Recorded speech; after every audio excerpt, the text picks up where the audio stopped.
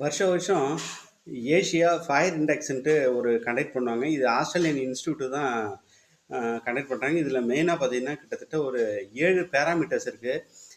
Economical growth, economical influence, diplomatic, flexibility, future prospectus, military capabilities, இதெல்லாம் வச்சு தான் இந்த பேராமீட்டர்ஸை வச்சு தான் கணக்கீடு பண்ணுறாங்க. எந்தெந்த கண்ட்ரி ஃபயர் இண்டெக்ஸ் பவரில் வந்து ஃபஸ்ட்டு செகண்ட் அப்படின்னு சொல்லிட்டு இது வருஷம் வருஷம் எடுப்பாங்க.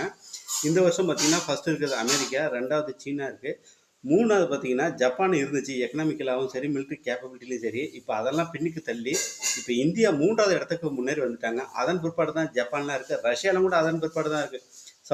சவுத் கொரியா, நார்த் கொரியா அப்படின்னு சொல்லிட்டு. இதில் எதிரி நாடான நமது பாகிஸ்தானை பார்த்தீங்கன்னா 16வது இடத்துல தள்ளப்பட்டிருக்கு. ஏன்னா ரீசெண்டாக ஆப்ரேஷன் சிந்தூர் நடந்துச்சு. இல்லை பாகிஸ்தான் மேலே இந்தியாவுக்குலாம் அட்டாக் பண்ணாங்க.